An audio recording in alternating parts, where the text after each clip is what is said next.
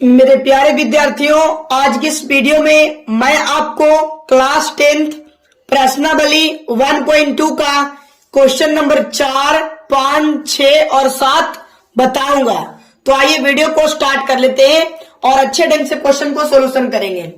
तो आइए, question number आपका 4 है, HCF 306 और 657 बराबर 9 दिया है, तो एलसीएम इतना तो ज्ञात कीजिए। तो आप इसमें फॉर्मूला बैठाइएगा, दो संख्याओं के गुणनफल बराबर, दो संख्याओं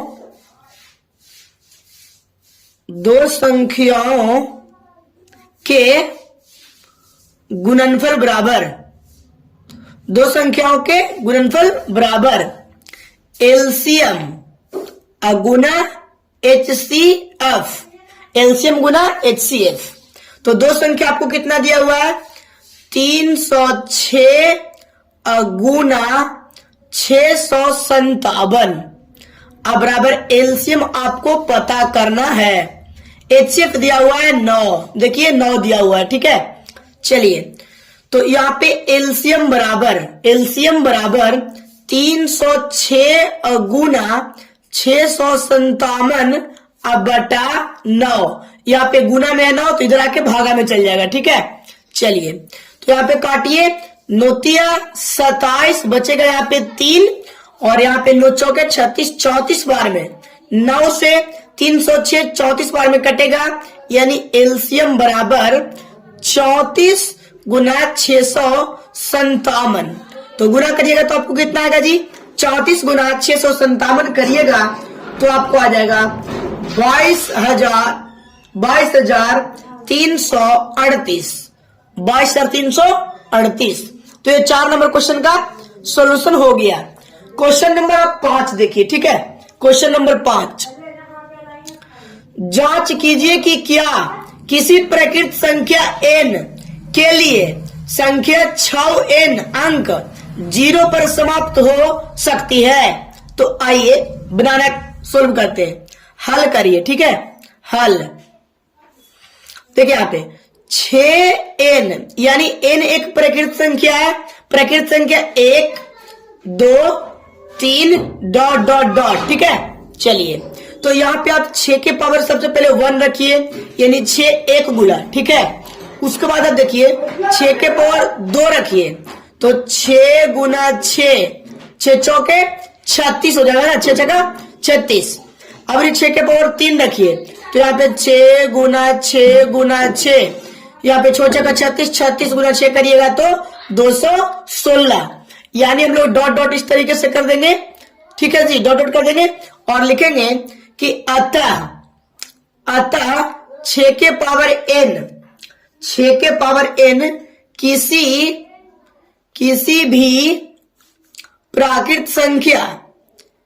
भी प्राकृत संख्या का इकाई अंक शून्य नहीं होगा, इकाई अंक शून्य नहीं होगा। ये आपका बन गया क्वेश्चन। अगला क्वेश्चन आप देखिए, क्वेश्चन नंबर 6 को, ठीक है। प्रश्नावली 1.2 का क्वेश्चन नंबर 6 देखिए कि व्याख्या कीजिए कि 7 गुना 11 गुना 13 प्लस 13 और 7 गुना 6 गुना 5 गुना 3 गुना 2 गुना 1 प्लस 5 का भाग संख्या है क्यों। तो आइए बनाते हैं। देखिए, सबसे पहले आप लिखिए 7 गुना 11 गुना 13 गुना 13, ठीक है। तो इसको आप कॉमन ले सकते हैं, कितना जी, 13 कॉमन लीजिएगा तो यहां से बचेगा आपको 7 गुना 11 प्लस 1, ठीक है। तो 13 इंटू 11 सते 77 प्लस 1, 13 गुने 77 1 78 हो जाएगा, और 78 गुने आप 13 करिएगा तो आपको कितना आएगा जी, बताइए। तो 78 गुने 13 करिएगा तो आ जाएगा आपका 1014, कितना, 1014। अब इधर सोल्यूशन करिए, 7 कितना होगा, 7 गुना 6 गुना 5 गुना 3 गुना 2 गुना 1 प्लस 5 कॉमन कितना लेवाएगा? 5 लेवाएगा कॉमन, ठीक है। तो 5 कॉमन लीजिएगा, तो 7 गुना 6 गुना 3 गुना 2 गुना 1 प्लस 1 बचेगा यहां से। तो देखिए 5 और 7 का 42, ठीक है। 7 का 42, 42 दिया होता है 168, ठीक है। और 168 में आप कितना, 7 का 42, 42 दिया, 100 कितना हो जाएगा जी? 42 दिया हो जाएगा 168, और 168 में 2 से गुना करिएगा, 42, 7 का 42, 42 में 3 से गुना कर लीजिए, ठीक है। तो 42 में देखिए 3 से गुना करते हैं, 42 गुना 3, 42 गुना 3 करिएगा तो 3 दूनी के 6 और 3 चौके कितना? 12, 126, और 126 में करिएगा 2 से गुना, तो देखिए 6 दूनी 12 के 2, बाकी 2 4 1 5, 2 की 252, 252, और 252 1 कितना हो जाएगा? 253, ठीक है। कितना हो जाएगा जी? 253।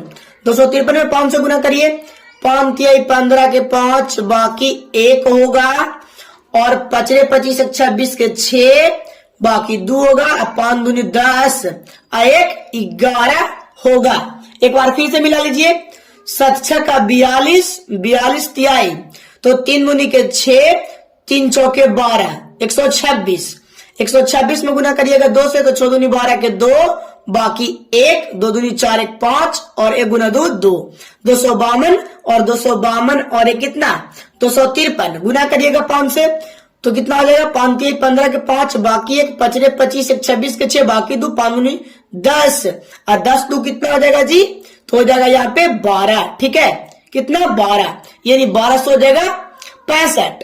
तो यह भी अभाज्य संख्या है, यह भी अभाज्य संख्या है, अभाज्य नहीं, यह भी भाज्य संख्या है, और यह भी भाज्य संख्या है, ठीक है। दोनों भाज्य संख्या है, क्योंकि भाज्य संख्या का मतलब होता है जिसका भी फैक्टर 2 से ज्यादा होता है। तो ये भी क्वेश्चन आपका कंप्लीट हो गया। अगला क्वेश्चन आप देखिए, क्वेश्चन नंबर 7, ठीक है। क्वेश्चन नंबर 7 देखिए, क्वेश्चन नंबर 7 को अच्छे से, किसी खेल के मैदान के चारों ओर एक वृत्ताकार पथ है, माने रास्ता। इस मैदान का एक चक्कर लगाने में सोनिया को 18 मिनट समय लगता है, जबकि इसी मैदान का एक चक्कर लगाने में रवि को 12 मिनट लगता है। तो मान लीजिए कि वे दोनों एक ही स्थान और एक ही समय पर चलना प्रारंभ करके एक ही दिशा में चलते हैं, तो कितने समय बाद वे पुनः प्रारंभिक स्थान पर मिलेंगे? तो आइए 18 को अलग फैक्टर तोड़िए और 12 को अलग फैक्टर तोड़िए, ठीक है। चलिए, तो यहाँ पे 2 से, यहाँ पे कितना हो जाएगा? 9, 3 से 3, फिर 3 से तो 1, ठीक है। 12 से 2 का 6 हो जाएगा, फिर यहां से 2 का 3 हो जाएगा, फिर यहां से 3 से 1 हो जाएगा, यानी 18 का फैक्टर हो गया। चूंकि आपका 18 का फैक्टर हो गया आपका 2 गुना 3 गुना 3, और इसका फैक्टर हो गया देखिए 12 का 2 गुना 2 गुना 3, ठीक है। अब देखिए एलसीएम यहाँ पे आपको निकालना है। क्या निकालना है? एलसीएम। तो एलसीएम आपको पता मिलाइए, सबसे पहले 2 मिलता है, 2 तो 2 लिख दीजिए, ठीक है। उसके बाद 3 मिलता है, तो 3 को भी लिख दीजिए। उसके बाद एगो 2 बच गया और एगो 3 बच गया। अब गुणा कर दीजिए, ठीक है। सबसे पहले मिलता है जो लिखिए, और जो ना मिलता है उसको भी लिखिए। तो देखिए 3 दूनी के 6, 6 दूनी के 12, और 12 तिहाई कितना? 36। कितना आ जाएगा जी? 36। तो हम लोग लिख देंगे लास्ट में कि इसीलिए सोनिया और रवि, इसलिए सोनिया और रवि पुनः प्रारंभिक बिंदु सोनिया और रवि पुनः प्रारंभिक बिंदु पर 36 मिनट के बाद मिलेंगे, है ना। बन गया। इसलिए सोनिया और रवि पुनः प्रारंभिक बिंदु पर 36 मिनट के बाद मिलेंगे। तो यही आपका चारों क्वेश्चन का सॉल्यूशन था।